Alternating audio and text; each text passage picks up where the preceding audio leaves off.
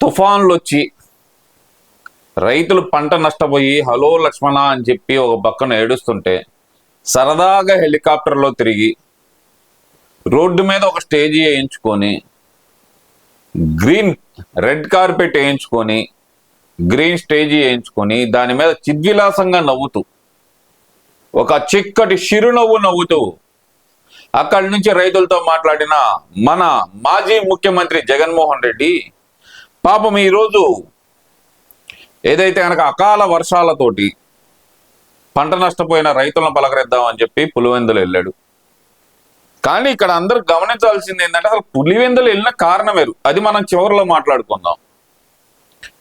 అక్కడికి వెళ్ళి ఏం మాట్లాడతాడు జగన్మోహన్ రెడ్డి, ఏం మాట్లాడాలి, ఒక్కసారి ఏం మాట్లాడుతున్నాడో విందామండి. వింటూ విశ్లేషణ అయితే చేద్దాం.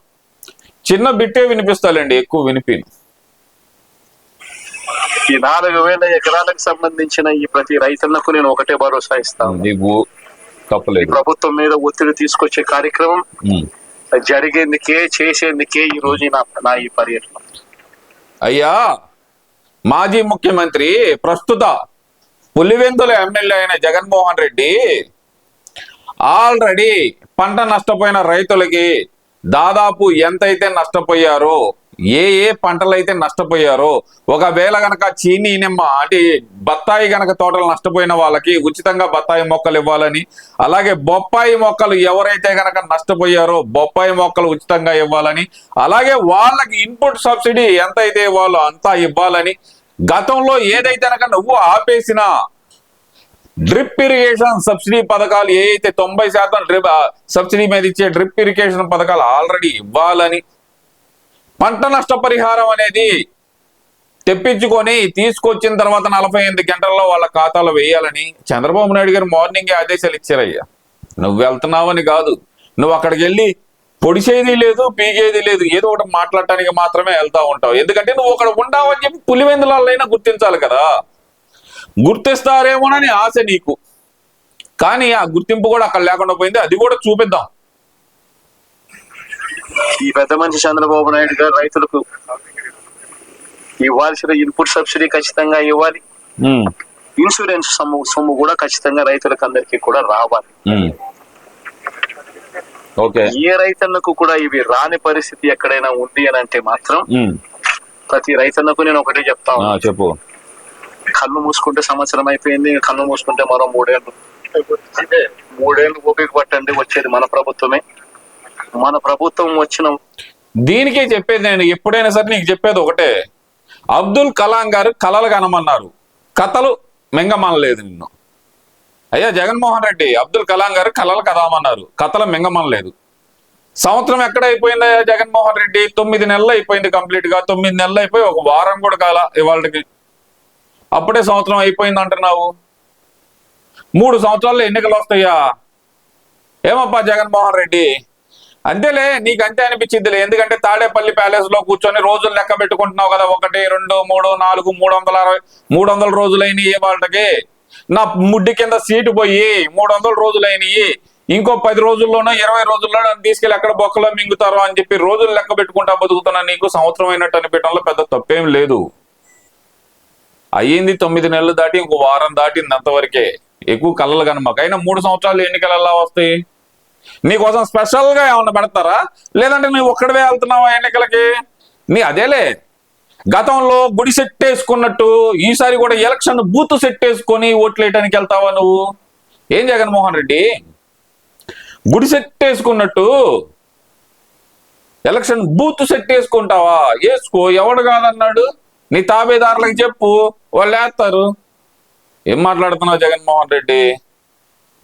ఒక నెలకే ప్రతి రైతన్న ముఖంలో సంతోషాన్ని చూసేట్టుగా వాళ్ళకి రాని ఇన్సూరెన్స్ ను ఇప్పిస్తా, ఇప్పుడున్న ఇన్పుట్ సబ్సిడీ ఇస్తాను.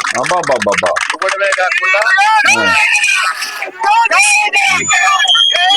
కాకుండా ప్రతి రైతన్నకు 2023లో ఏ రకంగా ప్రతి రైతన్నకు 50,000 రూపాయలు మళ్ళా ఇచ్చినట్టుగా ఆ డబ్బు కూడా మళ్ళా ఇచ్చే కార్యక్రమం కూడా. ఎవరికి ఇచ్చా? 50,000 రూపాయలు ఎవరికి ఇచ్చావు జగన్మోహన్ రెడ్డి 2023లో? ఎవరికి ఇచ్చావు ఒకసారి చెప్పు మాకు. ఏ రైతులకి ఇచ్చా నువ్వు? ఉద్యానవన పంటల రైతులకి ఇవ్వలేదు నువ్వు.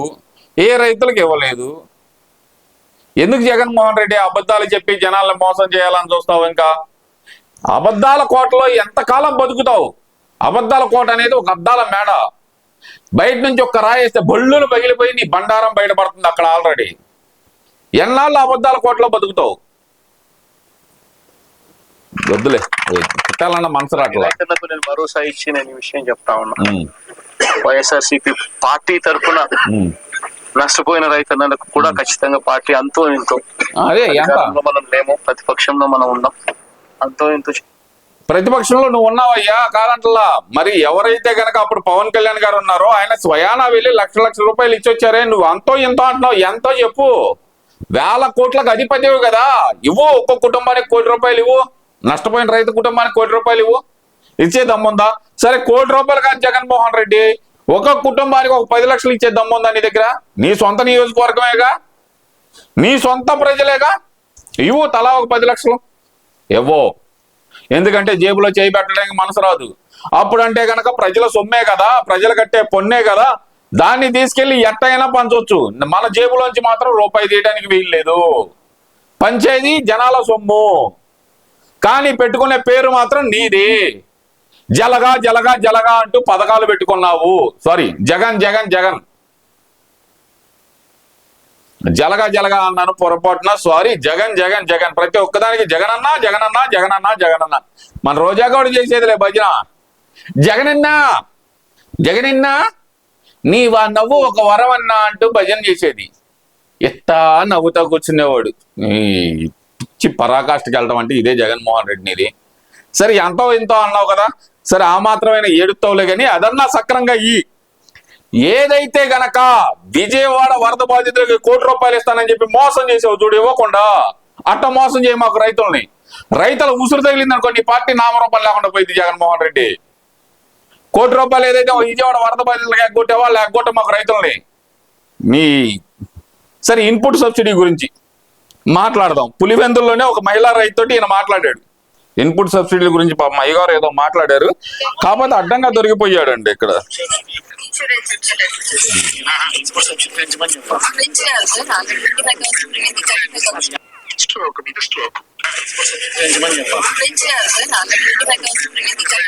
విన్నావా జగన్మోహన్ రెడ్డి? వెళ్ళావు, అక్కడ ఉన్న మహిళా రైతు ఏం చెప్పింది నీకు? ఇన్పుట్ సబ్సిడీ పెంచమని చెప్పమ్మా, పెంచమని అడగండి అన్ను అంటే ఏం చెప్పిందా మహిళా రైతు? ఆల్రెడీ పెంచినారు సార్, 25,000 ఇస్తున్నారు, ఇప్పుడు ఎకరాకి 25,000 ఇస్తున్నారు అని చెప్పి క్లియర్ గా చెప్పింది. ఎవరో కాదు, నీ పులివెందుల మహిళే, మీ ఓటరే చెప్పింది కదా. సరే కానీ ఇందాక మనం ఫస్ట్ లో అనుకున్నాం, జగన్మోహన్ రెడ్డి పులివెందుల అకస్మాత్తుగా ఎందుకు వెళ్ళాడు? There is the point. ఎవరినో పరామర్శించడానికో లేదంటే గనక పార్టీ మారుతన్నాళ్ళని బుజ్జగించడానికో ఇలాంటి వాటికి కాదండి వెళ్ళింది. తన పరువు నిలబెట్టుకోవడానికి వెళ్ళాడు జగన్మోహన్ రెడ్డి. ఏదైతే కనుక ఈ నెల 27వ తారీఖున జరగబోయే జెడ్పీ చైర్మన్ ఎలక్షన్ ఏదైతే ఉందో, ఆ ఎలక్షన్ లో తన క్యాండిడేట్ ని గెలిపించుకొని ఉన్న పొరువునైనా సరే ఉన్న పొరువును నిలబెట్టుకోవడానికి ఆల్రెడీ మున్సిపాలిటీలో ఉన్న పులివెందుల మున్సిపాలిటీలో ఉన్న కౌన్సిలర్లందరూ టీడీపీ వైపు వచ్చేస్తున్నారు.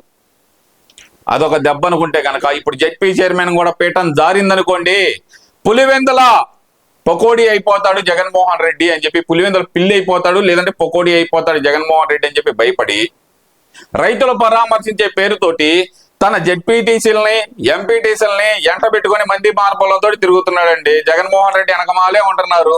ఇవాళ నైట్ కి క్యాంప్కి హైదరాబాద్ క్యాంపుకు పంపిస్తున్నారండి. పులివెందుల చరిత్రలో రాజశేఖర్ రెడ్డి రాజకీయాల నుంచి వచ్చిన దగ్గర నుంచి ఫస్ట్ టైం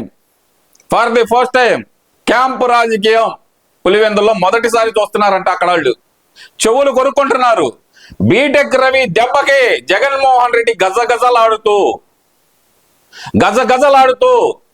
తన జడ్పీటీసీలని కాళ్ళు పట్టుకొని బతిలాడుకుంటున్నారంట. ఎల్లమాకండి, నా పరువు నిలబెట్టండి, మీరు వెళ్ళిపోతే గనక నా పరువు పోతుంది, పులివెందుల్లో నేను ఎలా తలెత్తుకొని తిరగాలి అంటూ వాపోతున్నాడు. ఏడుస్తున్న పరిస్థితి. అందుకే ఆ మొహంలో అసహనం ఆ చిరాకు అయితే కనపడుతున్నాయి. జగన్మోహన్ రెడ్డి నీ పతనం పులివెందుల్లోనే మొదలైపోయింది, పూర్తయిపోతుంది కూడా అక్కడే. నీ పార్టీ నామరూపం లేకుండా పోతుంది.